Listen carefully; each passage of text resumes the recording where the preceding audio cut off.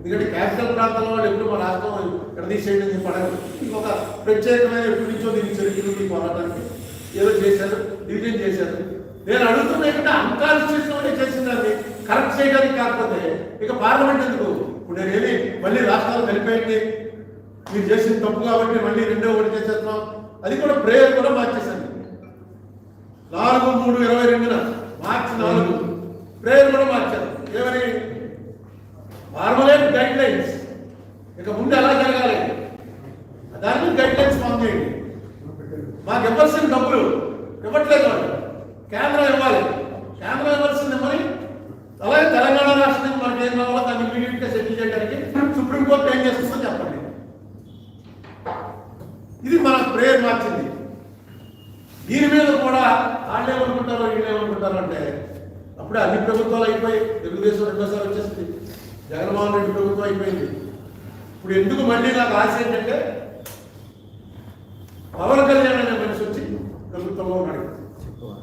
ఈ పవన్ కళ్యాణ్ గారు నాకు ఏ రకమైన పరిచయం లేదు.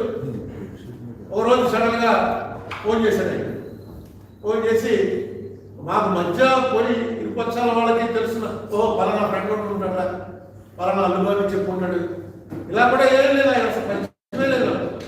చిరంజీవి గారి పరిచయం ఉంది కానీ పవన్ కళ్యాణ్ గారి పరిచయం లేదు. ఆయన ఎప్పుడు నేను చూడలేదు. ఒకరోజు సడన్ గా మా ఇంటి దగ్గర మీరు అందరూ వచ్చారు.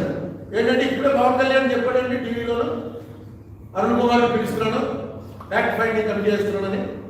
నాకు అప్పుడు తెలియదు, ఎందుకంటే టీవీ చూడాలి. అప్పుడు సరే అని చెప్తే మళ్ళీ సాయంకాలం 7 గంటలకు అసలు పవన్ కళ్యాణ్ నాకు తెలంగాణలో అప్పుడు చెప్తాను మీకంటే పవన్ కళ్యాణ్ ఫోన్ చేశాడు. చేసి మమ్మల్ని కలవడానికి రావాలి అంటే మీరు ఎందుకంటే రావడం, నేనే వస్తాను, నేను హైదరాబాద్ వస్తూనే ఉంటాను, నేను వచ్చినప్పుడు మీరు ఏమి వస్తాను. 7వ తారీఖు నేను ఫోన్ చేశాడు ఆయన. 11వ తారీఖున కలిశాను, హైదరాబాద్ వెళ్ళి 11 ఆయన కలిశాను. 15వ తారీఖున మేమిద్దరమే కూర్చుని 2 గంటలు చర్చించుకున్న తర్వాత 16వ తారీఖు ఫ్యాక్ట్ ఫైండింగ్ అని చెప్పి ఒక కమిటీ చేశాడు. దాంట్లో ప్రధాన పాత్ర అంతా ఐఏఎస్ వాళ్ళకి పొలిటీషియన్ నేను ఒక్కడే. అన్ని పార్టీలు పిలిచాడు కానీ రాజకీయం నుంచి ఒక్కడే ఆయన కూర్చోబెట్టుకున్నాడు వేదిక మీద. పక్కన పద్మనాభయ్య గారు, ఏపీ జయప్రకాష్ నారాయణ గారు, ఐవైఆర్ కృష్ణారావు, చంద్రశేఖర్ గారు, ఐఏఎస్ పెట్టుకున్నాడు. పార్టీలు అందరినీ కొడతా రామకృష్ణ గారు, కే రామకృష్ణ గారు, పార్టీలు వాళ్ళందరూ వచ్చారు, ప్రొఫెసర్ నాగేశ్వర గారు, వీళ్ళందరూ వచ్చారు కూర్చున్నారు. వేదిక మీద మాత్రం నన్ను కూడా పక్కన కూర్చోబెట్టాడు. పెట్టి ఫ్యాక్ట్ ఫైండింగ్ రిపోర్ట్ 16వ తారీఖు సాయంకాలం 17, 16 రోజు మీటింగ్ అయింది. 74,542 కోట్ల రూపాయలు. ఇందులో ఎక్కువ పాత్ర ఉందంటే పద్మనాభయ్య గారు, ఆయన సీనియర్ పోస్టు ఐఏఎస్ ఆఫీసర్. మీ తరం వాళ్ళకి తెలియకపోవచ్చు కానీ మా తరం వాళ్ళకి ఆ టైంలో ఎక్కడ ఏ ఆపరేషన్ అయినా కొంచెం క్రిటికల్ ఆపరేషన్ వచ్చిందంటే అస్సాంలో గొడవైనా, సౌత్ నార్త్ ఈస్ట్లో గొడవైనా ఇమీడియట్గా ఎవరో ఆఫీసర్ మినిస్ట్రీ చేయగలవాడంటే ఈ పద్మనాభయ్య గారు. ఆయన మన జిల్లాలోనే కూడా దగ్గర బాగా పద్మనాభయ్య అన్న పేరే అంటే మాస్లో ఆయన ఎక్కువ మీడియా ఇది లేదా ఇది కానీ డెఫినెట్గా ఆయనకు తెలుసు ప్రపంచం ఏం నడుస్తుంది, భారతదేశం ఏం నడుస్తుంది. ఆయన పెట్టండి. ఆయనకి ఆయన తయారు చేసి వచ్చాడు. ఆయన ఒకరోజు టైం తీసుకున్నాడు, ఒకరోజు 2 రోజులు కాదు 15 రోజులు టైం తీసుకున్నాడు. ఆయన మార్చి 3వ తారీఖున హైదరాబాద్లో ఆవాస్ అనే మండలంలో మళ్ళీ ఇంకో మీటింగ్ పెట్టారు. ఆ మీటింగ్ వెళ్తే ఆ మీటింగ్లో ఆయన తయారు చేసుకొచ్చాడు, నేను పవన్ కళ్యాణ్ గారు. అందులో ఏ పాయింట్ ఉంచాలి, ఏ పాయింట్ తీసేయాలి. ఐవైఆర్ కృష్ణారావు గారు, చంద్రశేఖర్ గారు కూడా వచ్చారు. మొత్తం ఆయనదే ఖరారు చేశారు. అంత పద్మనాభయ్య గారు అంటే చాలా ఆయన తేల్చిన లెక్కే 74,542 కోట్ల రూపాయలు మనకి కరెక్ట్గా సెంట్రల్ నుంచి స్టేట్కి రావాల్సింది రాలేదు. ఏ ఇయర్లో 2018 చంద్రబాబు నాయుడు గారు ఉన్నది. తర్వాత ఇది అయిపోయిన తర్వాత నేను చంద్రబాబు నాయుడు గారిని ఇలా మాకు తెస్తారని మీరు కాకపోతే మీ డ్రైవర్లు పంపండి, లేదా మీ అటెండర్లు పంపండి, ఎవరో ఒకరితో నా దగ్గర ఉన్న ఇన్ఫర్మేషన్ షేర్ చేసుకోవాలి. మీ ఉత్తరేసిన ఎవరైనా వస్తే ఎవడో ఒకరు వచ్చి నేను టీడీపీ వాళ్ళనో లేకపోతే నేను చంద్రబాబు రోజుంటే కాదు, ఎవరో ఒకరు పంపండి అని చెప్పి అడుగుతుంటాను.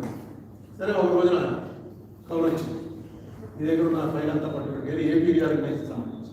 అదే రోజు 16/7/2020 అంటే ఈ పవన్ కళ్యాణ్ గారు అయిపోయినటువంటి 4 నెలల తర్వాత మొత్తం ఫైల్స్ వచ్చాయి.